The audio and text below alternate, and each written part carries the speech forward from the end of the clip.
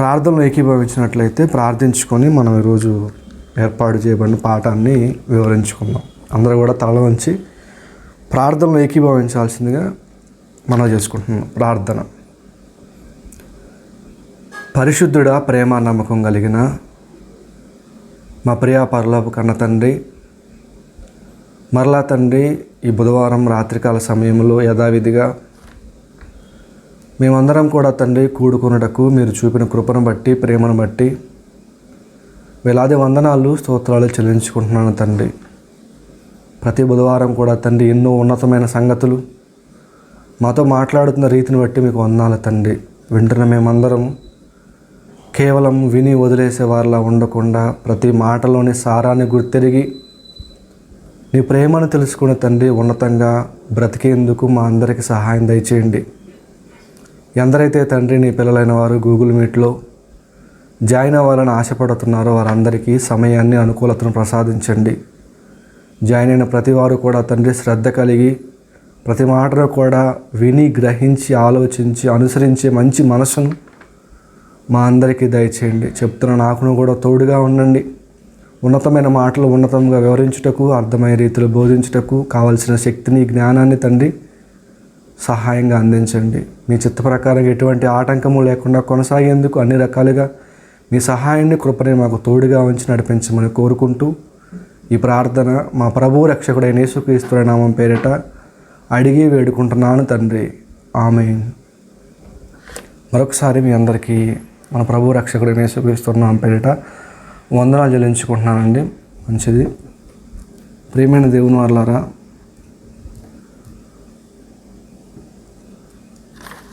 ప్రతి వారం కూడా మంచి మంచి సంగతులు మనం ధ్యానించుకుంటున్నాము. చాలా ఉన్నతమైన మాటలు. ప్రతి మాటనే కూడా కేవలం చదువుకుంటూ వెళ్ళిపోవటం కాదు, కానీ కూలంకషంగా ఆ మాటల్లోని ఎంతైతే భావాన్ని ఆలోచించవచ్చో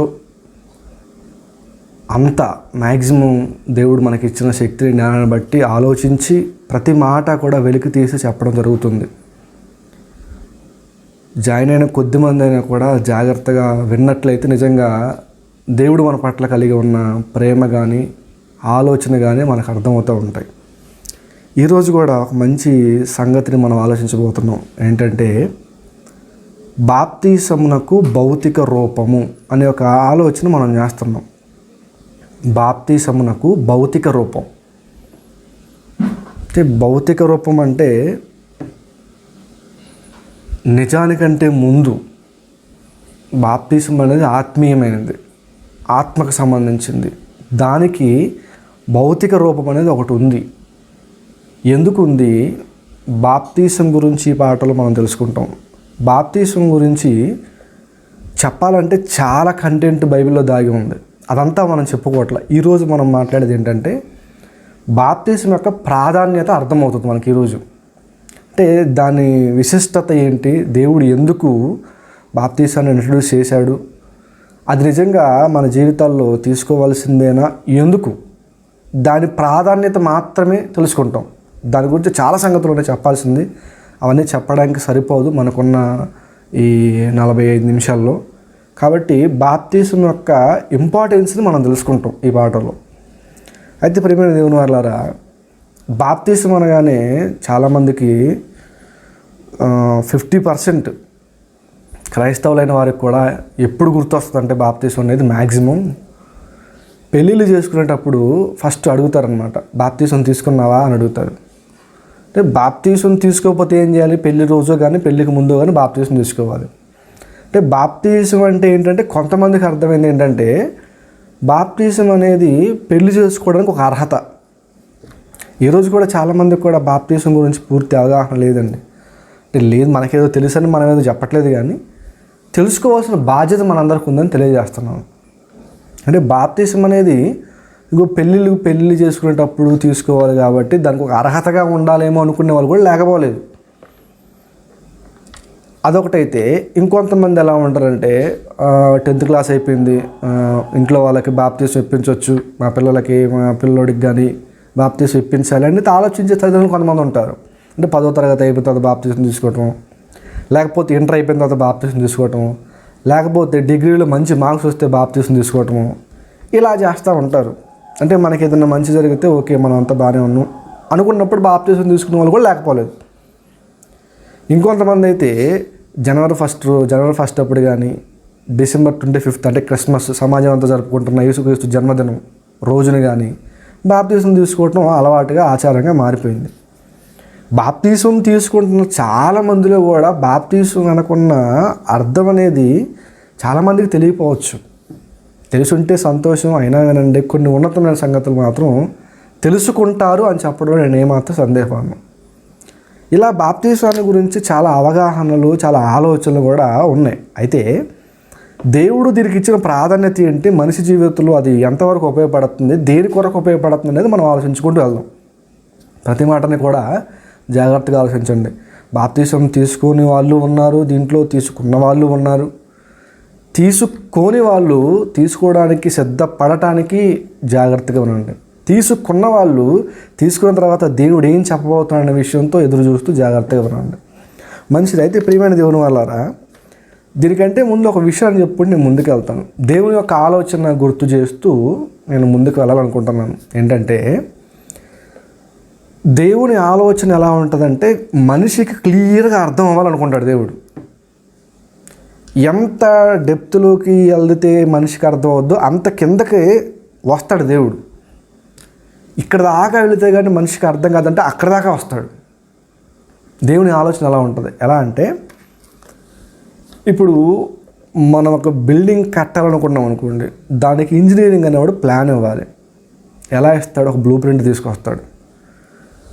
బిల్డింగ్ ప్లాన్ తీసుకొచ్చి ఇగో బిల్డింగ్ ఇలాంటిది, ఇంత స్క్వేర్ ఫీట్లో బిల్డింగ్ వస్తుంది, ఇన్ని స్టేర్స్ ఉంటుంది, ఇలా ఇక్కడ స్టెప్స్ ఉంటుంది, ఇలా ఇక్కడ ఈ కార్నర్లో ఇది, ఆ కార్నర్లో అది, ఆ రూమ్లో ఎలా ఉంటుంది, బెడ్రూమ్ ఒక పక్క ఉంటుంది, కిచెన్ ఒక పక్క ఉంటుంది, హాల్ ఒక పక్క ఉంటుంది, అన్నీ ప్లాన్డ్గా చూపిస్తాడు మనకి.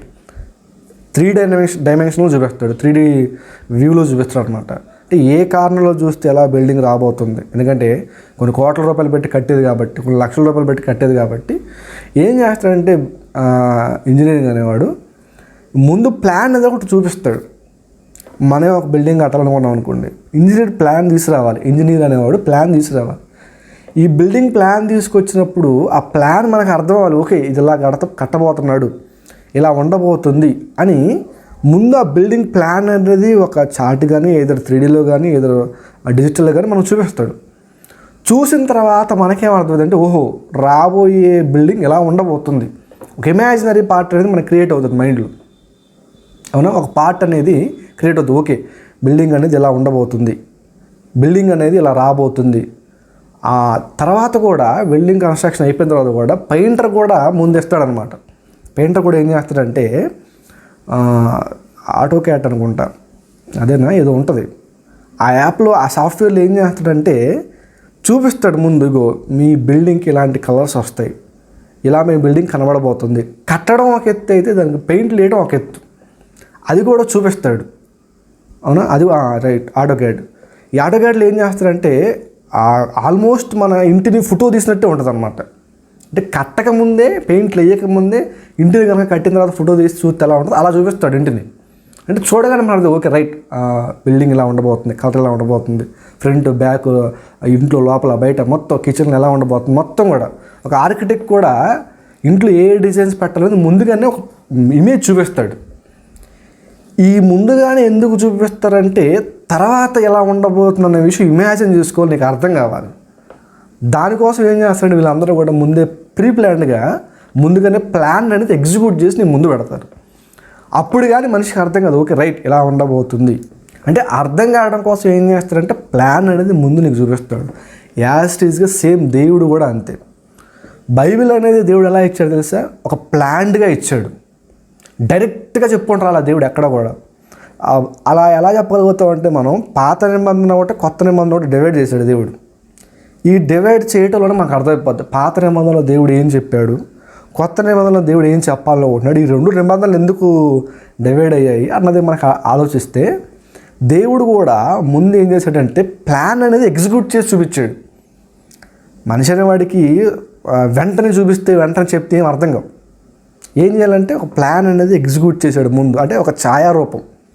అదే మాట హెబ్రీ పత్రికలో హెబ్రీ పత్రికలో 10వ అధ్యాయంలో మాట్లాడుతూ ఉంటాడు. హెబ్రీ పత్రిక 10వ అధ్యాయము మొదటి వచనంలో అంటాడు చూడండి. హెబ్రీ పత్రిక 10వ అధ్యాయము మొదటి వచనం. ధర్మశాస్త్రం అని నేను చదువుతాను. నేను చదువుతుంటే రిపీట్ అయిపోద్ది, దయచేసి వినండి. ధర్మశాస్త్రము రాబోచున్న మేలుల ఛాయగలదియే కానీ ఆ వస్తువుల నిజస్వరూపము గలది కాదు. ధర్మశాస్త్రం అంటే ఏంటి? ఒక రకంగా చెప్పాలంటే పాత నిబంధన, సమ్మారికలుగా చెప్పాలంటే పాత నిబంధన అనేది ధర్మశాస్త్రం. ఈ ధర్మశాస్త్రం అంతా ఏంటంటే వాస్తవం కాదు. ధర్మశాస్త్రం అనేది కూడా వాస్తవం కాదు. మరేంటి ప్రభు అంటే ఛాయ. దేనికి ఛాయ అంటున్నాడు?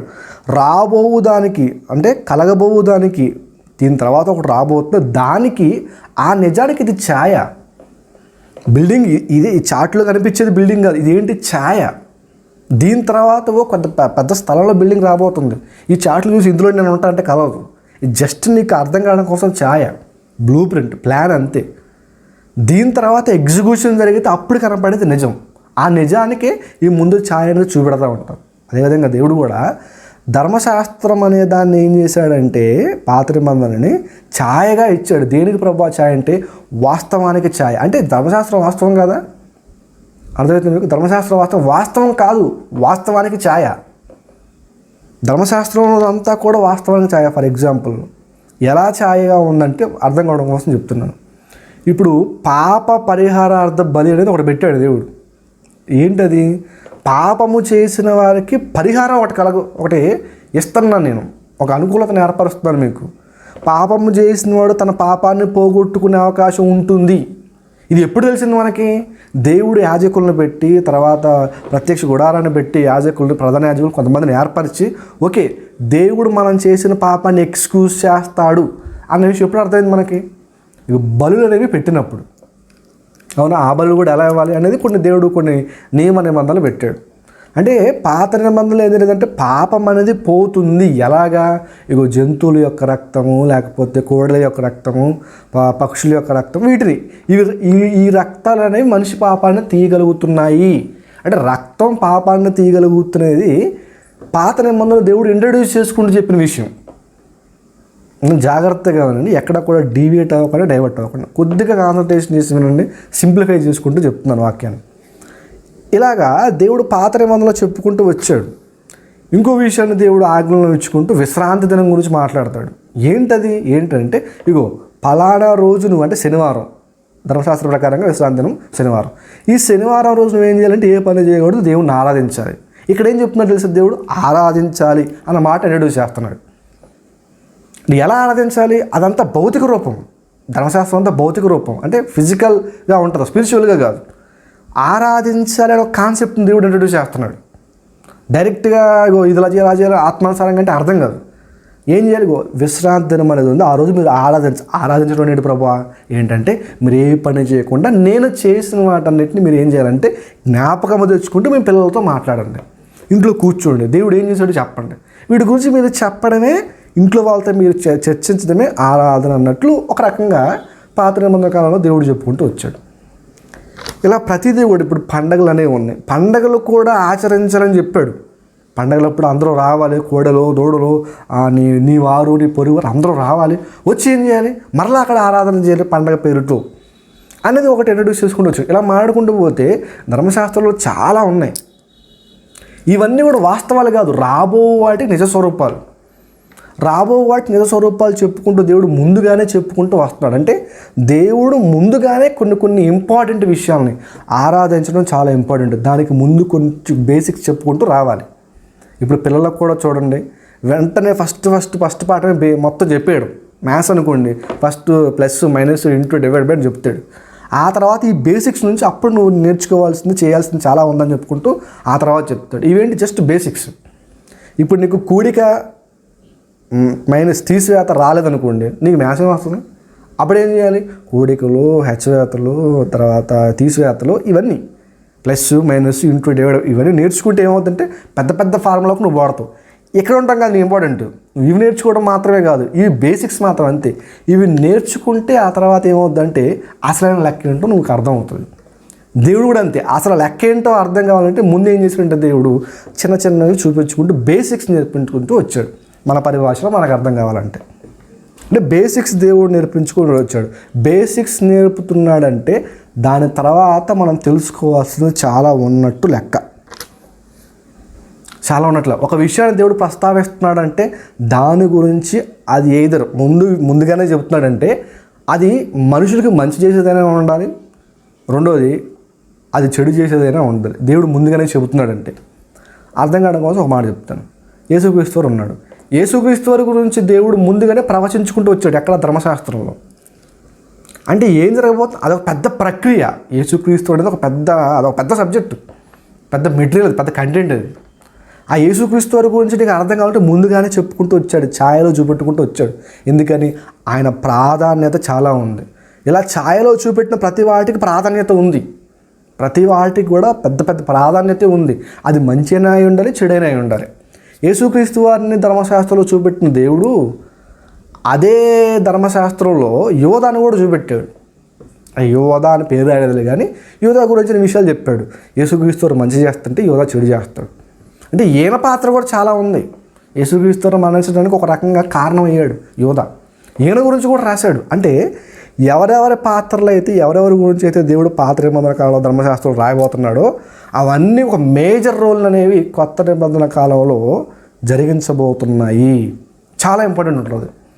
అలానే బాప్తిజం అనే దాన్ని కూడా దేవుడు ఇంట్రడ్యూస్ చేసే ముందు పాత నిబంధన కాలంలో చెప్పుకుంటూ ఛాయలో చెప్పుకుంటూ వచ్చాడు. దాని ఇంపార్టెన్స్ చాలా ఉందని. డైరెక్ట్గా మనం పాటలోకి వెళ్ళాం అనుకోండి. మత్తయి సువార్తలో బాప్తిజం గురించి అసలు మొట్టమొదటి మనకు బైబిల్లో కనపడే మాటల దగ్గరకు మనం వెళ్తున్నాం. మత్తయి సువార్త 3వ అధ్యాయము మొదటి వచనం నుంచి చదువుదాం. మత్తయి సువార్త 3వ అధ్యాయము మొదటి వచనం నుంచి మనం చదువుదాం. ప్రియమైన దేవుని వాళ్ళారా, ఆ దినముల యందు బాప్తిసం ఇచ్చు యోహాను వచ్చి, బాప్తిసం అన్నమాట మనకు కనపడే ఫస్ట్ ప్రదేశం ఇది. ఆ దినముల యందు బాప్తిసం ఇచ్చి యోహాను వచ్చి పరలోక రాజ్యము సమీపించుచున్నది, మారు మనసు పొందుడని యోర్యా అరణ్యంలో ప్రకటించుచుండెను. అసలు మొట్టమొదట పరలోక రాజ్యము సమీపించుచున్నది అని ఒక వ్యక్తి మాట్లాడడం జరుగుతుంది ఇక్కడ. అసలు ముందు పరలోకం గురించి మాట్లాడడం, చనిపోయిన తర్వాత జీవితం అనేది రియలిస్టిక్గా వెళ్ళిపోతున్నాడు కదా దేవుడు. పాత నిబంధన అయిపోయింది, వెంటనే ఏం చేస్తాడు? ఎగ్జిక్యూషన్ మొదలు పెడుతున్నాడు. ఇప్పటిదాకా ఒక థియరీ చూపెట్టాడు దేవుడు, ఇప్పుడు ఏం చేస్తాడంటే ఎగ్జిక్యూషన్ చూపిస్తున్నాడు. ఎలాంటిదంటే అది ఒక అతను వస్తున్నాడు, బాప్తిసం ఇచ్చి యోహాను వచ్చి పరలోక రాజ్యము సమీపించున్నది, మారు మనసు పొందుడని యోదయ అరణ్యంలో ప్రకటించుచుండెను. 3వ వచనం, ప్రభువు మార్గము సిద్ధపరచుడి, ఆయన త్రోవలు సరళము చేయుడని అరణ్యంలో కేక వేయునొకని శబ్దం అని ప్రవక్త అయిన యెషయా ద్వారా చెప్పబడిన వాడు ఇతడే. ప్రభువు మార్గము సిద్ధపరచుడి అని యెషయా గారి ద్వారా దేవుడు ముందుగానే ప్రకటించాడు.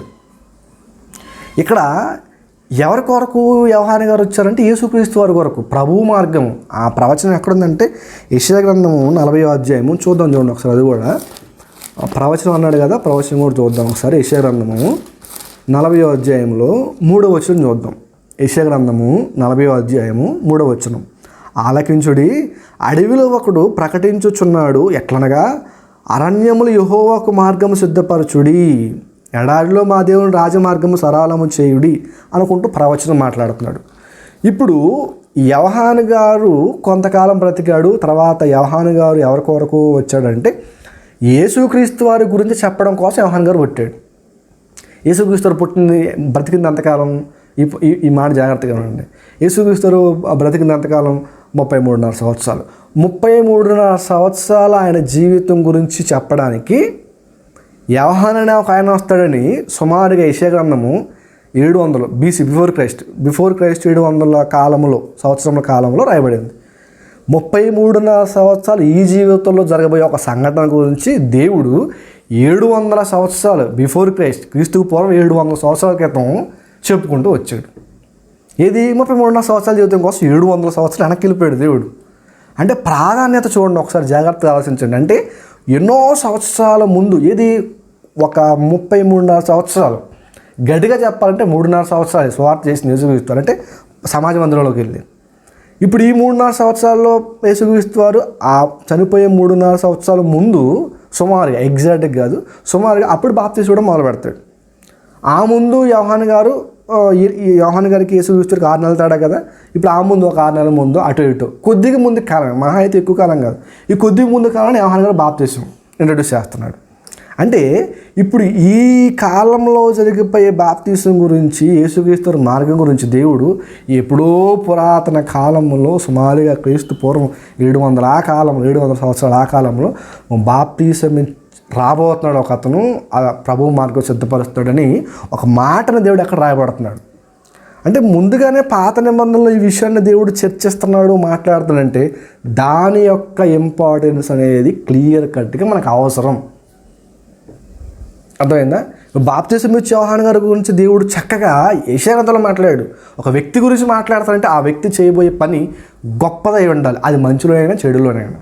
అది యోహాను గారు చేసిందంటే మంచి గొప్ప పని చేశాడు. గొప్పది ఏంటో అంటే మంచి పనిలో. దేని గురించి అంటే యేసుక్రీస్తు వారు బాప్తీసం ఇవ్వబోతాడు, ఆయన కంటే ముందు నేను బాప్తీసం ఇవ్వాలి అని ఈయన గురించి ఒక బాప్తీసం అనే ఒక కాన్సెప్ట్ని యోహాను గారి ద్వారా ఇంట్రడ్యూస్ చేస్తున్నాడు దేవుడు. ఇంట్రడ్యూస్ చేసుకుంటూ ఆయన జీవితాన్ని ముందుగానే చెబుతున్నాడంటే దాని ప్రాధాన్యత ఏంటో మనకు అర్థం కావాలి. బలులు అనే కాన్సెప్ట్ని ఇంట్రడ్యూస్ చేశాడంటే దాని యొక్క ఇంపార్టెన్స్ ఏంటి, అసలైన బలి ఒకటి జరగబోతుంది, ఈ ఛాయలోంచి నిజాల్లోకి నడిపించబోతున్నాడు. అలానే ధర్మశాస్త్రంలో యోహాను గారి గురించి మాట్లాడతాడు, ప్రభు మార్గం సిద్ధపరుస్తున్నాడు అంటే ఇక్కడ దాని ప్రాధాన్యత మోర్ దెన్ ఉందని అర్థం. అది మనం అర్థం చేసుకోవాలి. అయితే ఇక్కడ ఏమంటున్నాడు, పరలోక రాజ్యము సమీపించుచున్నది, మారు మనసు పొందుడని యోదయ అరణ్యంలో ప్రకటించుచుండెను, ప్రభు మార్గము సిద్ధపరచుట ఆయన త్రోవలు సరళము చేయుడి, అరణ్యములో కేక వేయునొక శబ్దము అని ప్రవక్త యెషయా ద్వారా చెప్పబడిన వాడు ఇతడే అని మాట్లాడుతున్నాడు. ప్రభు మార్గం సిద్ధపరచుడి అంటే ప్రభువు దీనికంటే ముందు రాబోతున్నాడు. ప్రభువు రాబోతున్నాడు కాబట్టి సిద్ధపరచాలి. ఎవరో యోహాను గారు. ఎలా అంటే ఈరోజు మనకి ముఖ్యమంత్రి ప్రమాణ స్వీకారం జరిగింది కదా. ఈ 12వ తారీఖు, జూన్ 12వ తారీఖు 2024 ఈరోజు ప్రమాణ స్వీకారం జరగటానికి ఎప్పుడైతే విన్ అయ్యారో అంటే 4వ తారీఖు, ఈ 4వ తారీఖు నుంచి ఇప్పటిదాకా పగడ్బందీగా అమరావతిలో పనులు ప్రారంభించారు. అవునా? ఒక 4-5 రోజుల ముందు నుంచే ఇప్పుడు హైదరాబాద్ టు విజయవాడ హైవే ఏం చేశారంటే బ్లాక్ చేశారు. హెవీ వెహికల్స్ వెళ్ళడానికి వీల్లేదు. ముందుగానే ఏం చేస్తారు, సిద్ధపరుస్తున్నారు. అక్కడ వెళ్ళిన తర్వాత ఏం చేయాలి, ముఖ్యమంత్రి అక్కడ వస్తున్నాడు, ఆయన రావాలి, ఆయన పని ఆయన చేసుకోవాలి. ఎంతకాలం పని అది? మహా అయితే ఒక 5-6 గంటలు, ఒక 6 గంటలు వేసుకో, ఒక హాఫ్ డే వేసుకో. హాఫ్ డేలో మొత్తం అయిపోయింది కదా, ప్రమాణ స్వీకారం మొత్తం అయిపోయింది కదా. ఈ 6 గంటల కోసం ఏం చేస్తారు తెలుసా, 4-5 ఒక వారం రోజులు ఎప్పుడైతే గెలిచాడు అన్నారో అప్పటి నుంచి సుమారుగా ఒక వారం రోజుల వ్యవధి. ఈ 7 రోజుల వ్యవధిలో జస్ట్ ఈ 6 రోజుల కోసం పగడ్బందీగా ప్లాన్ చేశారు. అంటే ఆయన వచ్చి ఆడ చేసే పని ప్రమాణ స్వీకారం ఏదైతే ఉందో అది కరెక్ట్గా ఎగ్జిక్యూట్ అవ్వాలి. టైం టు టైం ఎవరైతే ఉన్నారో వాళ్ళు రావాలి, టైంకి ఈయన స్టేజ్ ఎక్కాలి, ప్రమాణ స్వీకారం చేయాలి, ఎట్ ఏ టైం మొత్తం అయిపోవాలి. సజావుగా జరగాలంటే సిద్ధపాటు అనేది ఉండాలి. అంతెందుకు, ఇప్పుడు ఓటేశారు మొన్న మనం మే 13వ తారీఖు కదా ఓటింగ్ జరిగింది. ఈ మే 13వ తారీఖు ఓటింగ్ జరగడానికి సంవత్సరం నుంచే ప్లానింగ్ జరుగుతున్నాయి. అవునా? ప్రభుత్వం చేపడుతుంది. ప్రతి డిపార్ట్మెంట్కి ఒక పని అప్పచెప్పింది. ఉన్న రెవెన్యూ అంటాడు, లేకపోతే ఇంకేదో డిపార్ట్మెంట్ అంటాడు, ఎంఆర్ఓ ఏదో అంటాడు, విఆర్ఓ అంటాడు, ప్రతి ఒక్కళ్ళు అంటే ముందుగానే ఒక సంవత్సరం నుంచే ముందుగానే అన్ని డిపార్ట్మెంట్కి పని చెప్పారు. దీనికి ఒకరోజు పోలింగ్ కోసం. అంటే ఏర్పాటు సిద్ధపాటు అనేది ఘనంగా జరిగితేనే ఆ టైంలో ఎటే టైంలో పనులు సక్రమంగా జరుగుతాయి. అదేవిధంగా యేసుక్రీస్తు వారు కాలంలో ఆయన చేయబోయే పని ముందుగానే యోహానుగా చెప్తున్నాడు. ఇప్పుడు యేసుక్రీస్తు వచ్చి సడన్గా అసలే యేసుక్రీస్తు నమ్మట్లేదు వీళ్ళు. యేసుక్రీస్తు వచ్చి బాప్తీసం అన్నాడు అనుకో, అసలు ఈయనెవరు, ఇప్పటిదాకా లేని చెబుతున్నాడు, విశ్రాంతి నాడు పాటించొద్దన్నాడు, అప్పటికే ఆయన మీద మచ్చలు పడ్డాయి. విశ్రాంతిని పాటించొద్దాడు అంటే వెన్నులు ఉంచుతున్నాడు, స్వస్థత చేస్తాడు అని అప్పటికే అభ్యంతరాలు వ్యక్తపరుస్తున్నాడు. ఇప్పుడు ముందుగా కనుక యోహాను గారు బాప్తీసం అనే కాన్సెప్ట్ ఇంట్రడ్యూస్ చేయబడి అనుకోండి, అమ్మో ఏదో కొత్త చేస్తున్నాడు, ఏదో కొత్త రకంగా అసలు బలి ఇవ్వకుండా క్షమాపణ ఎలా జరుగుతుంది, మారు మనసు పొంది పాప క్షమాపణ నిమిత్తం బాప్తీసం అంటున్నాడు అని అప్పటికే నెగిటివ్ స్ప్రెడ్ అనేది జరుగుతుంది. అందుకనే దేవుడు ఏం చేశాడంటే అసలు నిజానికి ముందు ఇగో యోహాను గారు అనే ఒక ఛాయను చూపెడుతున్నాడు. ఈ ఛాయ ఎందుకు చూపెడుతుంటే అది నిజమైనది, దాంట్లో నువ్వు నడవాలి. ఛాయ చూపెట్టడం ప్రతి దానిన కారణం ఏంటంటే వాస్తవం చాలా గట్టిది, దాన్ని నమ్మాలి. అంటే దేవుడు ఒక్కసారి ఎగ్జిక్యూషన్ చేయట్లేదు దీన్ని కూడా డైరెక్ట్గా చెప్పట్లేదు. ఇగో నేను వచ్చాను, యేసుక్రీస్తు నేను వచ్చాను, బాప్తిజం తీసుకోండి, అందరూ ఎరుమొహాలు వేసి చూస్తారు. ఏం అర్థం కాదు, అయోమయం, తలమొహం వేసి ఏంటి ప్రభా బాప్తిజం అంటున్నావు ఏంటి నువ్వు. అలా అనకుండా ఉండాలంటే ప్రభు మార్గం సిద్ధపరిచే వాళ్ళు ఒకళ్ళు ఉండాలి. ఆలోచన చేయాలి, ఇదిగో ఇది బాప్తిజము, నా కొరకు రాయబడి ఉంది ముందు బాప్తిజం అనే కాన్సెప్ట్. అంటే బాప్తిజానికి దేవుడు ఇస్తున్న ప్రాధాన్యత మనకు అర్థం కావాలి. ఇప్పుడు ఆ బాప్తిజం ఇస్తున్న యోహాను గారి గురించి కూడా దేవుడు చెప్తున్నాడు చూడండి, ఆ 4వ వచనంలో, ఈ యోహాను ఒంటె రోమముల వస్త్రమును మొల చుట్టూ తోలు దట్టియు ధరించుకున్నవాడు, మిడతలను అడవి తేనెలు అతనికి ఆహారం. యోహాను గారు ఫుడ్ ఏంటో కూడా చెబుతున్నాడు, మిడతలు అడవి తేనంట. అంటే యోహాను గారి గురించి ఎందుకు చెప్తున్నా, ఆయన గొప్పవాడా అంటే గొప్పవాడు. దేనికి గొప్పవాడయ్యాడంటే ఆయన చేస్తున్న పనిని బట్టి. ఆ గొప్పవాడు లైఫ్ స్టైల్ ఎలా ఉంది, ఫుడ్ విషయం ఎలా ఉందని దేవుడు డిక్లేర్ చేస్తున్నాడు బైబిల్లో. ఇగో అడవి తేనె మిడతలు తింటున్నాడు. ఈ పబ్లిక్ ఫిగర్స్ ఎవరు ఉన్నారనుకోండి, ఏం చేస్తారంటే ఈ ఇంటర్వ్యూ చేసే వాళ్ళు, ఈ టీవీ న్యూస్ ఛానల్ వాళ్ళు, మీడియా ఛానల్ వాళ్ళు ఏం చేస్తారంటే మీ ఆహార నియమాలు ఏంటి, మీ ఫుడ్ హ్యాబిట్స్ ఏంటి అని అడుగుతూ ఉంటారు. నన్ను అడగమని చెప్పు. ఇప్పుడు ఒక టీవీ నేను కానీ, ఒక ఐ న్యూస్ కానీ, ఒక ఎన్టీవీ కానీ, సాక్షి టీవీ, ఈ న్యూస్ ఛానల్ వచ్చి నన్ను అడుగుతారా వచ్చి, ఇక మీరు ఏ రకమైన ఫుడ్ తింటున్నారు, పోనీ మిమ్మల్ని అడుగుతారా వచ్చి మీరు రోజు ఇటువంటి ఆహారం తింటున్నారు అడుగుతారా? అడగరు. పెద్ద సెలబ్రిటీలను అడుగుతారు. ఎందుకంటే వాళ్ళ విధానం వేరే ఉంది, వాళ్ళ పనితీరు వేరే ఉంది, వాళ్ళు గొప్పవాళ్ళు. వాళ్ళు తగినా గొప్పదే, తుమ్మినా గొప్పది, వాళ్ళు తినే పదార్థం కూడా గొప్పదే. ఇలానే కేటీఆర్ ఆయన అధికారంలో ఉన్నప్పుడు అడిగారు అనమాట, ఒక న్యూస్ మీడియా అడుగుతుంది, ఏమని తెలిసే సార్ మీ ఫుడ్ హ్యాబిట్స్ ఏంటి, ఎలా తీసుకుంటారంటే ఆయన అన్నాడు అప్పుడు, నేను ఏమన్నా దేవుడినా లేకపోతే నాకు కొమ్ములు ఉన్నాయా, అందరూ తెలియదు నేనే తింటాను 2 ఇడ్లీ 2 దోశ 2 పూరి రోజుకి అలాగా అని చెప్పుకుంటూ వస్తాను. అంటే మనుషులు అనేవాళ్ళు గొప్పవాళ్ళు తినే ఆహార పదార్థాలు ఏంటని తెలుసుకోవడం కోసం ఎగ్జైట్మెంట్తో ఉంటారు. అంటే గొప్ప వాళ్ళ గురించి ప్రతి విషయం కూడా తెలుసుకోవడానికి ఉత్సాహం చూపిస్తూ ఉంటారు. ఎందుకని వాళ్ళ పద్ధతులు ఎలా ఉన్నాయి, వాళ్ళ నియమ నిబంధనలు ఎలా ఉన్నాయి, వాళ్ళ లైఫ్లో ఎలా ఎదుగుతున్నారు, దేనికి ఎలా ప్లాన్ చేసుకున్నారు అనే విషయాలు గొప్ప వాళ్ళ గురించి తెలుసుకోవడానికి బాగా ఆసక్తి చూపిస్తారు. దేవుడు కూడా గొప్పవాడైన ఈ యోహాను గారు తినే పదార్థం గురించి కూడా చెబుతున్నాడంటే ఆయన గొప్పతనం, ఆయన చేసే పని యొక్క అవసరత, గొప్పతనం ఎంత అవసరత ఉందో మనకు అర్థం కావాలి. అంటే పాత నిబంధనలు ఆయన గురించి చెప్పాడు, తర్వాత కొత్త నిబంధనలు ఆయన చేస్తున్న పనిని చెప్పాడు, ప్రవచనం చెప్పాడు, ఆయన పద్ధతులు చెప్పాడు, ఇంకా ఆయన గురించి రాసుకుంటూ చాలా మాటలు రాసుకుంటూ పోయాడు దేవుడు యోహాను గారి గురించి. అంటే ఇదంతా ఎందుకంటే బాప్తిసం అనే ఒక కార్యక్రమాన్ని గొప్పగా ఇంట్రడ్యూస్ చేయబోతున్నాడు. యోహాను గారిది కాదు ఇక్కడ గొప్పతనం, ఆయన చేసే పని గొప్పతనం, ఆయన చేసే పనిని బట్టి ఆయన గొప్పవాడైపోయాడు. బాప్తిసం ఇచ్చి యోహాను, బాప్తిసం ఇచ్చి యోహాను పేరు, బాప్తిసం అన్న ఈ పేరు ఇంటి పేరుగా మార్చుకున్నాడు యోహాను గారు. అంటే అంత గొప్పగా ఆ పనిని ఆయనకు దేవుడు అప్పగించాడు. అంటే ఈ బాప్తిసం ఒక ఇంపార్టెన్స్ అప్పటికప్పటికి వచ్చింది కాదు, ముందుగానే దేవుడు తన ప్రణాళికలో పెట్టుకున్నాడు. ఇది మనకు అర్థం కావాలి ఇక్కడ. అంటే బాప్తిసం అనేది దేవుని ప్రణాళికలో ఉన్నది, దానికి ఛాయగా కూడా దేవుడు చూపెట్టుకుంటూ వచ్చాడు. రియాలిటీలోకి ముందు ఒక నీడను కూడా దేవుడు చూపెట్టుకుంటూ వచ్చాడు అనేది మనకు అర్థం కావాలి. ఇప్పుడు ఈ బాప్తిసం ఇచ్చి యోహాను గారి గురించి చెప్పుకుంటూ తల్లి ఎవరో తండ్రి ఎవరో, తల్లి గురించి చెప్పుకుంటూ అహరోను కుమార్తెల్లో ఒకటని చెప్తా, అహరోను కుమార్తెల్లో వచ్చింది వాళ్ళ తల్లి, అననీయ తరగతిలో వచ్చిన వాడు వాళ్ళ తండ్రి, తల్లిదండ్రుల గురించి కూడా చెబుతాడు. కారణం ఏంటంటే యోహాను గారు చేస్తున్న పని, అంటే బాప్తిస్మం అనేది చాలా ఇంపార్టెంట్.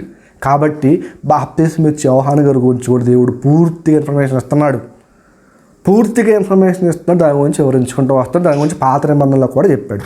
ఇక బాప్తిసం అంటే ఏంటంటే మనకు అర్థమైన విషయం, ఇగో పాప క్షమాపణ నిమిత్తం, అవునా, పాప క్షమాపణ నిమిత్తం ఇక్కడ ఏమన్నాడు, మారు మనసు పొందుకొని పరలోక రాజ్యం సమీపించినది, మారు మనసు పొందుడని. మారు మనసు పొందుకోవాలి, రక్షణలోకి నడవాలి, సిద్ధపాటు కలిగి రక్షణ కలగాలంటే బాప్తిసం అనేది తీసుకోవాలి. ప్రియారిటీ దేవుడు ఇచ్చాడు, ఇచ్చిన తర్వాత ఎందుకంటే అది ప్రతివాడు రక్షణ పొందుకోవాలంటే బాప్తిసం తీసుకోవాలని యోహాను గారి మాటలు మనకు అర్థమవుతుంది. ఇప్పుడు చాలా మందిలో ఉండి ఒక డౌట్ని రైజ్ చేస్తున్నాం, జాగ్రత్తగా వినండి. క్రైస్తవులం కాబట్టి మనం ఎలా ఆలోచిస్తామంటే బాప్తిసం జాగ్రత్తగా ఈ మాట అనండి. క్రైస్తవులం కాబట్టి మనం ఏమంటామంటే నువ్వు నమ్ముతావు బైబిల్, నేను నమ్ముతా, బాప్తీసం అంటే ఏంటి? నీళ్ళలోకి వెళ్ళి యేసుక్రీస్తు వారు పరిశుద్ధాత్మ దేవుడు తండ్రి అయిన దేవుని నామములో బాప్తీసం పొందుకోవాలి. పొందుకున్న వెంటనే ఏం జరిగిద్దంటే మన పాపాలు క్షమించబడతాయి. నేను అడుగుతాను, ఇప్పుడు జాగ్రత్తగా ఆలోచించండి. సమాజం అడిగే ఒక ప్రశ్న, నువ్వు రోజు వాడే నీళ్ళే, నీ ప్రతి కార్యక్రమం నువ్వు ఉపయోగించే నీళ్ళే, ఆ నీళ్ళు నీ పాపాన్ని ఎలా తీస్తాయి? ఈ పాయింట్ మనం ఆలోచించాలి. అంతే కదా, నువ్వు నేను నమ్ముతాం, దేవుడు చెప్పాడు కాబట్టి వెళ్ళి మునుగుతాం. అదే చూడండి, చాలాసార్లు కూడా బాప్తీసం ఇచ్చేటప్పుడు బాప్తీసం వేస్తున్నాము ఇలా మునుగుతాం కదా కంప్లీట్గా. అదే సమయంలో నువ్వు ఎక్కడైతే కొన్ని చోట్ల చూడండి పెద్ద పెద్ద చెరువుల్లో సముద్రాలు వేస్తూ ఉంటావు. ఒక పక్క నువ్వు బాప్తీసం ఇస్తూ ఉంటావు, ఇంకో పక్క చెరువుల్లో సముద్రాలు నదుల్లో ఈత కొడతాడు, అది చేస్తాడు, ఇది చేస్తాడు, ఆడుకుంటాడు, పాడుకుంటాడు. వాడికి లేని రక్షణ నీకు ఎలా వస్తుంది? ఇది పట్టుకొని చాలామంది కూడా ఏమంటారంటే, ఇదంతా ట్రాష్, ఇదంతా నెలలో మునిగితే పాపం పాటం ఏంటి పిచ్చి కాకపోతే అనుకునే వాళ్ళు చాలామంది ఉన్నారు. మనం కూడా సమర్థించుకోకూడదు. ఓకే దేవుడు చెప్పాడు కాబట్టి ఓకే నమ్మాలి, అట్లా మనం ఉండకూడదు. నీళ్ళలో మునిగితే పోతుందా? నీళ్ళలో మునిగితే పాపం పాటం ఏంటి? మళ్ళీ కనబడిన ఆత్మక పాపం పాటం ఏంటి? మళ్ళీ వీళ్ళు చెప్పే తెలివితేటలా అంటే వాళ్ళు అనే మాటలు మనం ఈ క్రైస్తవులు బాగా తెలివైన వాళ్ళు కనబడని ఆత్మ ఒకటి ఉందంట, దానికంట వీళ్ళంట పాపం అనేది పోగొట్టే ప్రక్రియ నీళ్ళలో చేస్తారంట. నమ్మశక్యంగా ఏమైనా ఉందా? మేమేమో చాలామంది అండి, మేమేమో వాటికి వీటికి పూజ చేస్తుంటే రాయికి రప్పక పూజ చేస్తావా అని మమ్మల్ని అంటావు. నువ్వు చేసేది ఏంటి? ఇప్పుడు నీళ్ళలో మునిగితే నీకు రక్షణ కలిగిద్దా? పాపం పోద్దా? అంటే ఎన్ని పాపాలు చేసినా నీళ్ళలో ఇట్లా మునిగితే పాపం వద్దా? చూపెట్టు, ప్రూఫ్ ఎక్కడ ఉందో నీ పాపం పోయినట్టు అని అడిగాడు అనుకోండి. నిజంగా నువ్వు నమ్ముతున్నామో లేకపోతే లేదని మనం సైడ్ అయిపోతాం. అంతే కదా, నువ్వు నమ్ముతున్నామో లేకపోతే లేదని సైడ్ అయిపోతాం. ఇలాంటి ఆలోచన మనిషి మెదడులో పుడతాదని తెలిసిన దేవుడే భౌతికంగా కొన్ని విషయాలను బైబిల్లో పెట్టాడు బాప్తీసం గురించి. మనిషి అనేవాడు ఎలా ఆలోచిస్తాడు, దేవుడిని ఎలా తప్పుపడతాడు, ఏ రకంగా మనిషి తెలివితేటలు ప్రదర్శిస్తాడని దేవుడికి ముందే తెలుసు. ఆయన ఎవరు? మన తండ్రి. మనకేమైనా తెలివితేటలుంటే ఆఫ్టర్ 60-70 సంవత్సరాలు బ్రతికి మనకేమైనా తెలివితేటలుంటే ప్రపంచం మొత్తాన్ని తన కనుసైగలతో శాసిస్తున్న దేవుడికి ఎన్ని తెలివితేటలు ఉండాలి? ఆయన తిరుగుతూ మనం ఎక్కడ సరి తూగుతాం. ఇలాంటి ఆలోచన మనం చేస్తామని దేవుడు ఏం చేశాడంటే ఆత్మీయమైన ఈ బాప్తీసానికి ముందు భౌతిక రూపమైన బాప్తీసం చూపెట్టాడు. దాన్ని కూడా అంతే అనుకున్నారు. ఏమని? నిజమే కాదు, ఇప్పుడు ఎలాగైతే బాప్తీసం గురించి తప్పు పట్టుకునే వాళ్ళు అంటారో, ఏమని నీళ్ళలో మునిగితే బాప్తీసం పట్టు నీ మూర్ఖత్వం కాకపోతే అనేటోళ్ళు ఒకనొక సందర్భంలో ఒక ప్రక్రియ దగ్గర కూడా అలా నోరు జారారు. ఈ బాప్తీసం నిజమైంది అని చెప్పడానికి దేవుడు కొన్ని ఆధారాలు బైబిల్లో చూపెట్టాడు. ఏంటో తెలుసా ఆధారం? బాప్తీసం గొప్పది, అది కంపల్సరీగా ప్రతి వాడు తీసుకోవాల్సింది అనే విషయాన్ని దేవుడు ఆధారాలతో సహా బైబిల్లో చూపెట్టాడు. పేతురు రాసిన మొదటి పత్రిక ఆధారం ఏంటో చూపిస్తాను. పేతురు రాసిన మొదటి పత్రిక 3వ అధ్యాయము, 19వ వచనం. కొన్ని నిమిషాలు జాగ్రత్తగా ఉండండి.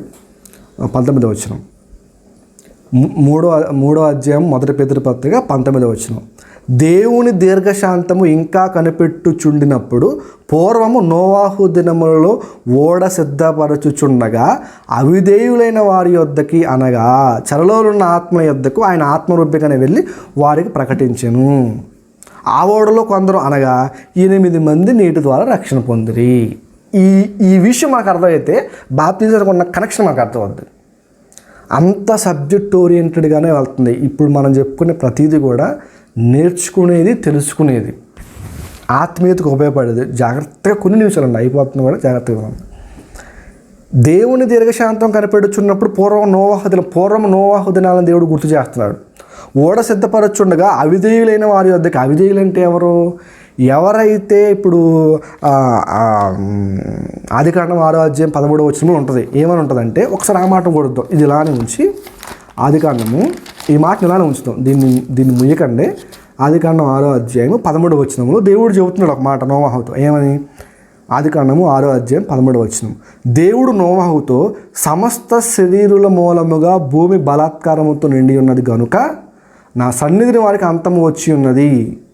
ఇదిగో వారిని భూమితో కూడా నాశనము చేయుదును. చితిసారకు మానుతో నీ కొరకు ఓడం చేసుకును అని చెబుతున్నాడు దేవుడు. ఆయన సర్వ శరీరులు భూమి మీద బలాత్కారంతో నిండిపోయి ఉన్నారు. అందరూ పాపం చేశారు. వారు హృదయాలు కఠినమైపోయి నేను ఎలాగైతే కావాలనుకున్నానో కంప్లీట్ ఆపోజిట్గా అలా మారిపోయారు. నేను సహించుకోలేకపోతున్నాను నోవాహు. సహించుకోలేకపోతున్నాను, నీ కొరకు నీ వారి కొరకు ఓడ సిద్ధపరచుకో. ఎందుకంటే గొప్ప ప్రచండమైన వర్షం, 40 రోజులు ఆకుండా పెద్ద తుఫాను, గాలివాన, పిడుగులు ఘోరంగా పడుతుంది. ప్రపంచం అంతరించిపోయిందంటే ఆ వర్షం ఎలా పడిద్దో మనం ఇమాజిన్ చేసుకోవడానికి కూడా సరిపోతుంది. ఒక 4 రోజులు కనుక గట్టిగా ఒకటే ఫ్లోలో వర్షం కనుక పడుతుంది అనుకోండి, దెబ్బకి మొత్తం మునిగి తేలుతూ ఉంటాయి, బయటికి వెళ్ళే పరిస్థితులు ఉండవు. ఏదో ఒక 4 రోజులకి గట్టి వర్షం పడితే ఒక్కరోజు పడినా కూడా అక్కడ కాలువలో మొత్తం నదులు, ఏర్లు మొత్తం పొంగి పడిపోయి రోడ్డు మీదకి వస్తే బ్లాక్ అయిపోతుంది మొత్తం. అలాంటిది 40 రోజులు, సుమారుగా 40 రోజులు గొప్ప వర్షం, ప్రపంచాన్ని నాశనం చేసే వర్షం అంటే మామూలు విషయం కాదు. ఈ విషయాన్ని దేవుడు వచ్చి నోవాహు చెబుతున్నాడు. నోవాహు, ప్రపంచ ప్రజలందరూ నాశనం అయిపోయారయ్యా, నేను అనుకున్నట్టు ఎవడో లేడు, ఎందుకు వీళ్ళని చేసుకొని కలుపు మొక్కలా తయారైపోయారు. ఒక్కరిని చూసి ఇంకొకరిని చూసి ఇంకొకటి, ఒకరిని చూసి ఒకటి, అందరూ పనికి మళ్ళీ పనులు చేస్తారు, కానీ ఎవరో కూడా నన్ను ఆలోచించట్లేదు. నువ్వు కొద్దిగా నీతివంతుడిగా ఉన్నావు, నేను ప్రపంచాన్ని అంతం చేయబోతున్నా పెద్ద నీటి ద్వారా, గొప్ప వర్షం ద్వారా అని నోవాహు గారు చెప్పినప్పుడు, నోవాహు గారు ఇప్పుడు ఏదైతే దేవుడు కొన్ని వాల్యూస్ చెప్తాడు, కొన్ని కొలతలో నియమ నిబంధనలు చెప్తాడు, ఇలా కట్టాలి ఓడని. దాని గురించి చెప్పడానికి మన సమయం లేదు, కానీ విషయాన్ని చెప్తున్నాను. ఇలా కట్టాలని ఓడ కడతా ఉంటాడు. ఇప్పుడు నోవాహు గారు పెద్ద ఓడ మరి నియమిస్తూ ఉన్నప్పుడు ప్రతివాడు కళ్ళతో చూస్తున్నాడు. ఏంటి నోవాహు పెద్ద చితిసారక మాలు అంటే కొలతలతో మరలా అంతస్తులు పెట్టి కడుతున్నాం, కొలతలతో పెడుతున్నాం, వెడల్పు అంటున్నాం, పొడవు అంటున్నాం, ఇంత క్యాల్కులేట్గా ఏంటి అసలు నువ్వు ఏంది అన్నప్పుడు అడగకుండా ఉంటారా నోవాహుని? అర్థం చేసుకోవాలి మనం, కేవలం మాటలతోనే అయిపోకూడదు. ఆ బైబిల్ ఉన్న ప్రతి మాట సన్నివేశంలోకి మనం వెళ్ళాం అనుకోండి, సిచ్యువేషన్ మనకు అర్థమవుతుంది. ఇప్పుడు మనం ఏదైనా ఇల్లు కడుతున్నాం అనుకోండి, ఇంటి దగ్గర ఇల్లు కడుతున్నాం అన్న విషయం నువ్వు చెప్పకపోయినా చుట్టుపక్కల ఇరిగిపోగల వాళ్ళందరికీ అర్థమవుతుంది. ఇటుక తోలిస్తూ ఉంటావు, ఇసుక తోలిస్తూ ఉంటావు, కంకర తోలిస్తూ ఉంటావు, తర్వాత సిమెంట్ తోలిస్తూ ఉంటావు. ఇవన్నీ నీ ఇంటి ముందు దిగుతుంటే అర్థమైపోద్ది, ఏం చేస్తున్నారండి, ఇల్లు కడుతున్నాం, ఎన్ని గదులు వేస్తున్నారు, పలానా 2-3 గదులు, ఏం వేస్తున్నారు పైన, పలానా సీలింగ్. అలా ఆ విషయం అనేది నువ్వు పెద్ద పని ఒకటి పూనుకుంటే ఆటోమేటిక్గా చుట్టుపక్కల తెలిసిపోద్ది. ఇప్పుడు అదే రీతిగా నోవాహు కూడా చెక్కలతో, పెద్ద చెక్కలతో, మంచి కొలతలతో ఎగ్జాక్ట్గా యాక్యురేట్గా కష్టపడుతున్నాడు, టక్ మరి రోజు కొడతా ఉన్నాడు. ఇప్పుడు ఈ విషయం చుట్టూ ఉన్న వాళ్ళందరూ చూస్తూనే ఉన్నారు. జాగ్రత్తగా ఉండండి, చుట్టూ ఉన్న వాళ్ళందరూ చూస్తున్నారు, నోవాహు ఏం చేస్తున్నాడో చూస్తున్నారు. అదే సేమ్ టైం నోవాహు గారు చెప్పాడు, దేవుడు కూడా ఆత్మరూపిగా వెళ్ళి మొత్తానికి ప్రకటిస్తున్నారు. ఆత్మరూపిగా వెళ్ళటం ఏంటంటే వేరే సబ్జెక్టు, దాని గురించి తర్వాత మాట్లాడదాం. మొత్తానికైతే నోవాహు చేస్తున్న పని అనేది వాళ్ళందరికీ అర్థమవుతుంది. ఓకే, ఒక ప్రపంచంలో పెద్ద పెను ప్రమాదం జరగబోతుందంట, ఈ ప్రమాదం ప్రపంచం అంతా కొట్టుకోబోతుందంట అన్న విషయం కన్వే అయింది అందరికీ. కానీ అందులో నోవాహు కుటుంబం తప్ప ఎవరైనా కూడా నమ్మారా? అక్కడ దేవుడు రాశాడు, జస్ట్ 8 మంది మాత్రమే. ప్రపంచంలో ఎన్ని మంది ఉన్నారు? ఎంతోమంది ఉన్నారు, వేల మంది, లక్షల మంది అప్పటికే ఉన్నారు. ఉన్నప్పటికీ కూడా 8 మంది మాత్రమే రక్షణ పొందారంటే మిగతా వాళ్ళు ఎవరైనా కూడా నోవాహు చెప్పిన మాటను విన్నారా?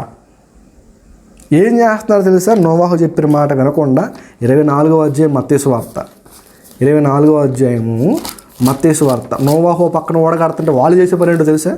24వ అధ్యాయం మత్తయి సువార్త 37వ వచనం, మత్తయి సువార్త 24వ అధ్యాయం 37వ వచనం. నోవాహు దినములు ఎలాగుండెనో మనుష్య కుమారుడు రాకడయు అలాగునే ఉండును. జలప్రళయమునకు ముందటి దినములలో నోవాహు ఓడలోనికి వెళ్ళిన దినం వరకు వారు తినుచు త్రాగుచు పెళ్లి చేసుకొనుచు పెళ్లికిచ్చుచుండిరి. జలప్రళయం వచ్చి అందరినీ కొట్టుపో వరకు ఎరుగకపోయింది. తెలుస్తుంది. ఏం తెలుస్తుంది? నోవాహు ఓడగడుతున్నాడు, ప్రళయం అంటున్నాడు, వినపడుతుంది కానీ గ్రహించలేకపోయారు. చాలా జాగ్రత్తగా ఉంచండి. అంటే ప్రపంచం అంతా నాశనం అయిపోతుందని నోవాహు చెబుతున్నప్పుడు ఎవరైనా నోవాహు మాట విన్నారా? వెనకబడడం పక్కన పెట్టండి. నోవాహును ఒక ఏదో బుద్ధులినులా చూసే ఉంటారు చాలామంది. ప్రపంచం అంట నాశనం అయిపోతుందంట, ఈయనేమో ఓడగడుతున్నాడంట, ఇప్పుడు ఇది సర్వశేషం దేవులపోతాడంట, నేను నమ్మాలంట. చాలాసార్లే పక్కవు, ఇంతే కదా మనుషులు మాట్లాడేది. చాలాసార్లే నువ్వు పక్క నువ్వు నీ పనులు ఎంత పక్కపో, కానీ ఏం చేస్తున్నారు? తింటున్నారు, తాగుతున్నారు, నారేస్తున్నారు, పని చేసుకుంటున్నారు, పెళ్ళికి ఇస్తారు, ఎంజాయ్ చేస్తారు. ఒక్కరు కూడా నోవాహు అసలు ఏంటి ఇంత ఇదితో చేస్తున్నాడు, ఒక్కడే కుటుంబాన్ని పక్కన పెట్టుకుని ఒకడే ఎంత చేస్తున్నాడు ఏంటి అని ఎవరు కూడా ఆలోచించలేకపోతున్నారు. అంటే నోవాహు చేసే పని ఆ చూస్తున్న జనాలకి మూర్ఖంగానే ఉంది, అవిధేయంగానే ఉంది. పనికి వాళ్ళు పని ఏదో చేస్తున్నారు అనుకున్నారు, అభాసం చేస్తున్నారు, వదిలేశారు, ఎవడో పట్టించుకోలేదు. ఇది జాగ్రత్తగా ఉండండి. నోవాహు ఓడగాడుతున్నప్పుడు, రక్షణ కొరకు నోవాహు ఓడగాడుతున్నప్పుడు ఒక్కడ కూడా కేర్ చేయలేదు. ఒక్కడు కూడా ఒకవేళ కేర్ చేసి ఉంటే ఎక్కేవాళ్ళే ఒక్కడ కూడా పట్టించుకోవాలి. నోవాహు ఒక తిక్కలోడిగా, తెలివి తక్కువడిగా అంచనా వేశారు. ఎప్పుడైతే వర్షం స్టార్ట్ అయిందో ఈ లోపల లాకేశాడు ఆయన. అప్పుడు పోయి కొడుతున్నారు పతోడు పోయి, ఏమైనా నోవాహు డోర్ ఎక్కడెక్కడ. ఒకవేళ నోవాహు డోర్ తీసాడు అనుకో లోపల మొత్తం పోతాయి వాటర్. అప్పుడు నోవాహు కూడా పోయే ప్రమాదం ఉంది. ఇక నో మోర్, గడిపెట్టేశాడు అంతే. ఇదే సేమ్ థింగ్. ఇప్పుడు ఈ విషయం మాకు అర్థమైతే, నోవాహు కాలంలో నోవాహు ఓడగడుతున్నప్పుడు ఆయన ఎలాగైతే ఒక వెరితనంగా అందరికి కనిపించాడో, సేమ్ థింగ్ అలానే ఈరోజు కూడా బాప్తీసము తీసుకుంటున్నప్పుడు తీసుకునేవాడు లోకానికి వెర్రోడుగానే కనబడవచ్చు. కానీ తెలుసుకునే రోజు ఒక రోజు ఉంది. అప్పుడు నాశనం అయిపోయింది. అయ్యో, నోవాహు ఓడగడుతున్నప్పుడు ఎన్నిసార్లు మోతుకున్నాను, నా దగ్గర వచ్చి మా ఇంట్లోకి వచ్చి చెప్పాడు, మా వాళ్ళకి చెప్పాడు. వినకపోతేనే పెళ్లి చేసుకున్నాను, తిరుగుయాను, తిన్నాను, అయ్యో అంత అయ్యమయం చేశానే. నోవాహు డోర్ ఏడ డోర్ చేయాలి, అవకాశం లేదు. అప్పటికి కళ్ళు మనోనేతలు అప్పటికి వెలిగింప వల్ల చెబుతుంటున్నారా, మెంటలకి నీకు మైండ్ పోయిందా, నీకు ఏమన్నా ఇదైపోయిందా, ఏం ఆలోచిస్తున్నావు నోవాహు అసలు? ప్రపంచ నాశనం ఇది ఎక్కడ జరిగింది? ఎప్పుడన్నా హిస్టరీలో ఎప్పుడైనా జరిగిందా? ఇది ఒక క్వశ్చన్. మళ్ళీ చరిత్రలో ఎప్పుడైనా జరిగిందా? చరిత్రలో ఎక్కడ పాపం నిలదొరపోయిందా? తెలుసుకునే రోజు వస్తుంది. చరిత్రలో ఎప్పుడు నీటి ద్వారా ఎప్పుడు నీటి ద్వారా ప్రపంచం అంతా అయిపోవాలా, అదే ఫస్ట్ టైం చూపెట్టాడు దేవుడు. ప్రతిదీ కూడా చెప్పుకుంటూ వచ్చాడు. నమ్మలేదు, పోయేటప్పుడు తెలిసింది. ఎక్కడ కూడా అంతే. నీటి ద్వారా బాప్తీసం ద్వారా పాపం పోద్ది. అందుకని దేవుడు ఏం చేశాడు తెలుసా? చూడండి అక్కడ ఈ కనెక్షన్ దేవుడు ఇచ్చింది, నేను ఇచ్చింది కాదు. చూడండి అక్కడ 1 పేతురు పత్రిక 3వ అధ్యాయము 20వ వచనంలో మాట్లాడతారు. 19-20 వచనాల్లో 1 పేతురు పత్రిక 3వ అధ్యాయం 19-20 వచనాలు. దేవుని దీర్ఘశాంతం ఇంకనూ కనిపెట్టుచుడినప్పుడు పూర్వము నోవాహు దినములలో ఓడ సిద్ధపరచుకొని చుండగా అవిధేయులైన వారి వద్దకు, అనగా చెరలో ఉన్న ఆత్మల వద్దకు ఆయన ఆత్మరూపిగానే వెళ్ళి వాక్యం ప్రకటించను. ఆ ఓడలో కొందరు, అనగా 8 మంది నీటి ద్వారా రక్షణ పొందిరి. ఇప్పుడు చూడండి ఏమంటున్నాడు 21వ వచనం. దానికి సాదృశ్యమైన, చూడండి దేనికి? నోవాహు ఓడకి, ఆ జల ప్రళయానికి, ఆ జరిగిన సందర్భానికి అదంతా ఛాయ. అదేవిధంగా మీకు ఇందాక మొదట్లో మీకు ఛాయ ఎన్నిసార్లు చెప్పారు? ఎందుకు చెప్పారంటే ఇందుకోసం చెప్పారు. ఛాయ ఎందుకు అంటున్నానంటే దానికి సాదృశ్యం. అసలు దేవుడు మెస్మరైజింగ్ చేస్తున్నాడు. చూడండి ఎక్స్ప్లెనేషన్. నిజంగా అండి బైబిల్ నిజంగా అర్థం చేసుకుంటూ పోతుంటే అవక్కైపోతాం, ఆశ్చర్యపోతాం. నమ్మకపోవడానికి దేవుడు ఎక్కడ వదిలిపెట్టలేదు, రుజువులతో చూపెట్టలేదు ప్రతి పనిని. దేవుడు ఒక మాట చెప్పంటే ప్రతి దానికి రుజువులు ఉంటాయి బైబిల్లో, అర్థం చేసుకోలేదు. చూడండి ఎంత చక్కగా దేవుడు మాట్లాడుతున్నాడు చూడండి. దానికి సాదృశ్యం. దేనికి సాదృశ్యం? నోవాహు దినముల్లో జరిగిన దానికి సాదృశ్యం. ఏం జరిగింది? నోవాహు ఓడగడుతుంటే నోవాహుని అమాయకుల్లో చూశాడు, వెరివరంజుగా చూశారు. ఓడ ప్రపంచం అంత అయిపోవడం, జలపలయం రావడం ఏంటి, నీకు ఏమైనా పిచ్చా, మైండ్ పోయిందా, ఇంకేదైనా అయిందా అనుకున్నాడు తప్ప ఎవరో కూడా అంగీకరించలేదు. ఇప్పుడు అలాంటి జరగబోతుంది. ఏంటది? దానికి సాదృశ్యమైన బాప్తిస్మము. చూడండి ఎంత కనెక్షన్ ఇచ్చాడు దేవుడు. ఎక్కడ నోవాహు, ఎక్కడ యోహాను, ఎక్కడ యేసుక్రీస్తు, ఎక్కడ బాప్తిస్మం వదిలిపెట్టలా. ఈ బాప్తిస్మం గురించి దేవుడు మొట్టమొదటి దినాల్లోనే పెట్టాడు. అంటే బాప్తిస్మం యొక్క ఇంపార్టెన్స్, ప్రాధాన్యత, దాని అవసరం ఎంత ఉందో మనకు అర్థం కావాలి. అసలు మనుషులు ప్రారంభంలోనే దేవుడు బాప్తిస్మం గురించి ఇంట్రడ్యూస్ చేస్తున్నాడు. అది ఏంటంటే ఛాయారూపకంగా, ధర్మశాస్త్రం ఛాయారూపకంగా, సాదృశ్యంగా దేవుడు ఇచ్చాడు. ఇప్పుడు దాని గురించి ఏం మాట్లాడుతున్నాడు? దానికి సాదృశ్యమైన బాప్తిస్మము ఇప్పుడు మిమ్మల్ని రక్షించున్నది. అక్కడ వారు దేని ద్వారా రక్షింపడ్డారు? జలప్రళయములు, ఓడ ద్వారా, నీటిలో ఓడ ద్వారా రక్షింపడ్డారు. ఇప్పుడు కూడా బాప్తిస్మం మిమ్మల్ని రక్షించుచున్నది. అదేమనగా శరీర మాలిన్యము తీసివేయట కాదు, కానీ యేసుక్రీస్తు పునరుద్ధానం మూలంగా దేవుని విషయము నిర్మలమైన మనస్సాక్షి ప్రతి ఒక్కరి వారికి చెప్పుకుంటూ వస్తున్నాడు. అవునా? దేవుడు ప్రతి విషయం కూడా చూడండి ఎలా చెప్పాడు, క్లియర్ కట్గా సాదృశ్యం. అది ఇప్పుడు కనుక బాప్తిస్మం నీళ్ళలో మునిగితే బాప్తిస్మం పోవటం ఏంటని అనుకునే ప్రతి మూర్ఖుడికి తెలియాల్సిన విషయం. అంతే కదా మరి. ఇప్పుడు దేవుని మాటను కాదని వాడు ఏమనాలి? తెలుసుకోకపోతే ఇదిగో ఏంటి అని అడగాలి. తప్పు అంటానికి 100 సార్లు కాదు, జీవితం మొత్తం ఆలోచించాలి. దేవుని మాటని తప్పు అనే అర్హత ప్రపంచంలో ఎవ్వరికీ లేదు. ఆలోచించాలి అంతే కదా. ఇప్పుడు నువ్వు తప్పు అంటున్నావు అంటే ఎందుకు తప్పో చెప్పాలి. నువ్వు తప్పు అంటున్నావు అంటే చేతులకు కట్టుకొని చూడడం. ఎందుకంటే తప్పు అంటున్నావు నిజమేంటో చెప్పాలి. అవునా? ఇప్పుడు నిజమని నేను చెబుతున్నప్పుడు ఆ నిజానికి ఆధారాలు బైబిల్లో మనం ఇస్తున్నప్పుడు నమ్మాలి. నమ్మకపోయావా? ఏం జరిగింది?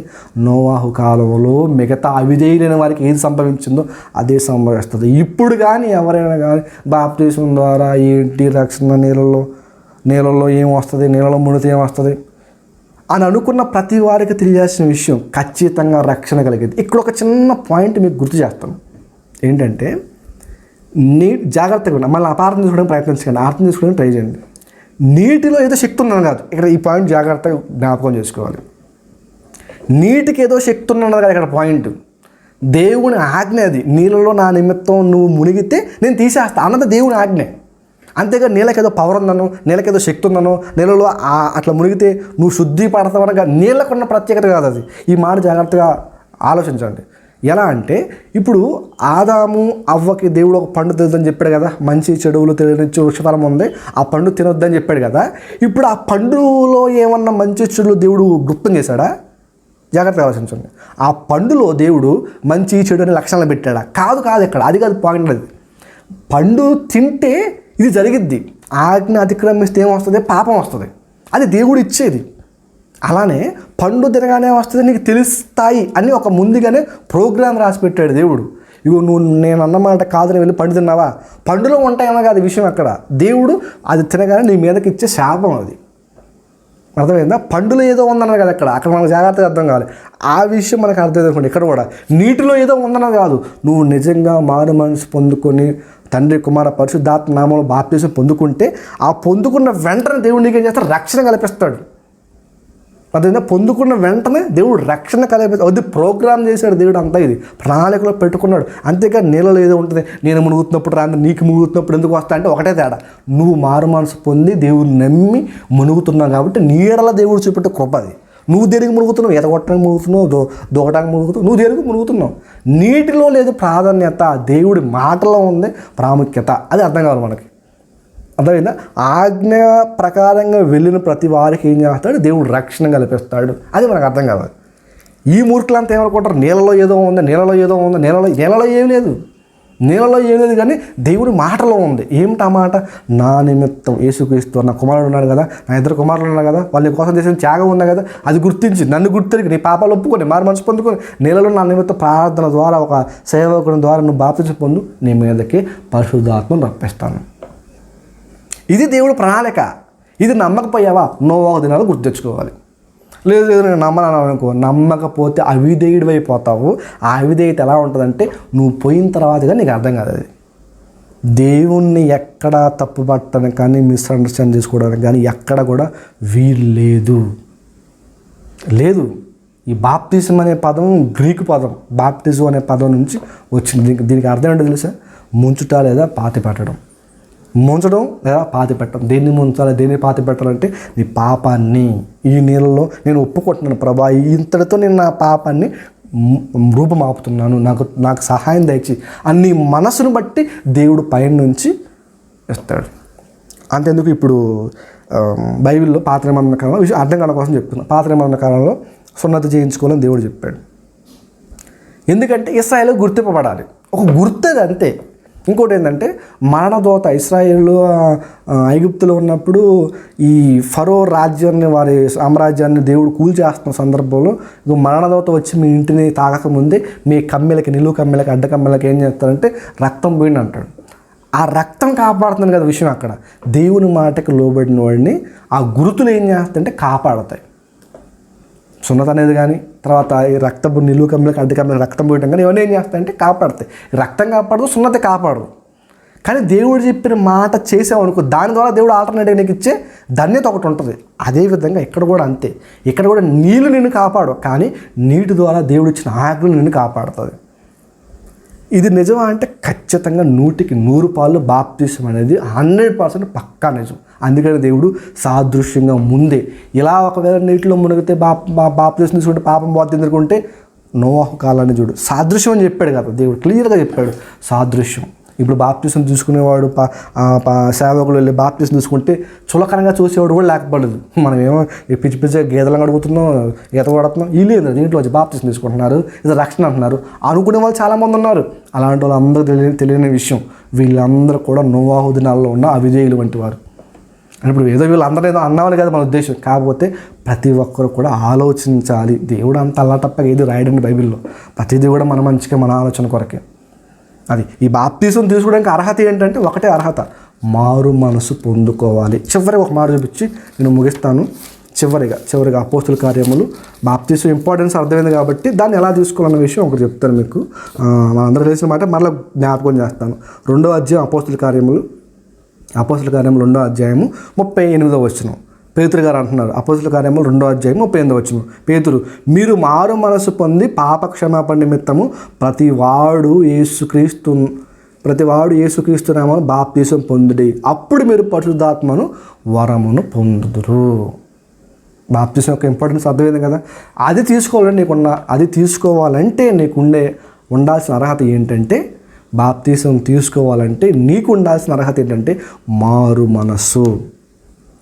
మనసు పొందుకొని నా పాపానికి యేసుక్రీస్తు వారు సిలువలో మరణయాగం అయ్యాడు, నా కొరకు యేసుక్రీస్తు మరలా తిరిగి ఇచ్చాడు, ఆయన మరణమే నన్ను రక్షించిద్ది అని నమ్మి బాప్తీసం పొందుకుంటే నీకు రక్షణ కలుగుతుంది. అర్హత మారు మనసు, పాప క్షమాపణ నిమిత్తం నువ్వు యేసుక్రీస్తు అని నమ్మాలి, దేవుని నమ్మాలి, ఆ త్యాగం నమ్మాలి. అన్నింటినీ గుర్తిరిగి ఎప్పుడైతే ఉంటావో అది నీ అర్హత. అప్పుడు బాప్తీసం తీసుకుంటే అప్పుడు నువ్వు ఏమవుతావంటే రక్షణలోకి నడిపింపబడతావు. ఇది బాప్తీసానికి భౌతిక రూపాన్ని దేవుడు ముందుగానే పెట్టాడు. ఎందుకంటే ఖచ్చితంగా అది నీకు అవసరం. యోహాను గారి గురించి ముందుగానే ప్రెడిక్ట్ చేసే ముందుగానే లేఖనం ఇచ్చాడు, ముందుగానే ప్రవచించాడు. బాప్తీసం వచ్చి యోహాను గారి గురించి ముందుగానే ప్రవచించాడు. అదే రీతిగా బాప్తీసం అనే ఒకదాన్ని కూడా దేవుడు ముందుగానే తన లేఖనాల్లో ముందుగానే దానికి సాదృశ్యంగా, రాబో బాప్తీసానికి సాదృశ్యంగా దేవుడు నోవహు దినాలను కూడా చూపెట్టాడు. కాబట్టి దేవుడు ఎంత క్లియర్ కట్గా బాప్తీసం గురించి చెప్పినప్పుడు అది తీసుకోకపోతే నష్టము చాలా ఉంది. అది కాబట్టి ఎలా తీసుకోవాలంటే మారు మనసు పొందుకోవాలి. భూమి మీద ఉన్న ప్రతి వారికి కూడా దేవుడు ఇచ్చిన గొప్ప అవకాశం ఉంది. ఏంటో తెలుసా, ఎన్ని పాపాలు చేసినా, ఎన్ని తప్పులు చేసినా దేవుడు పోగొట్టుకోడు. దేవుని దగ్గర ఉన్న గొప్ప మంచి ప్రేమ ఏంటంటే, ఎన్ని తప్పులు చేసినా, ఎన్ని పాపాలు చేసినా ప్రభువా తప్పు చేసా క్షమించు అంటే నిన్ను క్షమించడానికి సిద్ధ మనసు కలవాడంట ప్రభు. నువ్వు అడుగు, అవకాశం కల్పించాడు, బాప్తీసం అవకాశం కల్పించాడు. తీసుకుంటే ఇప్పటిదాకా చేసినవన్నీ కూడా రూపుమాపుతాయి. నేను అన్నీ మర్చిపోతాను. నువ్వెన్ని మాటలు అన్నావు, నన్ను ఎన్ని చేసినా అన్నీ మర్చిపోతావు ప్రభావం, మర్చిపోతావు. నిజంగా మర్చిపోతావా ప్రభావం? నిజంగా మర్చిపోతావు ఆయన.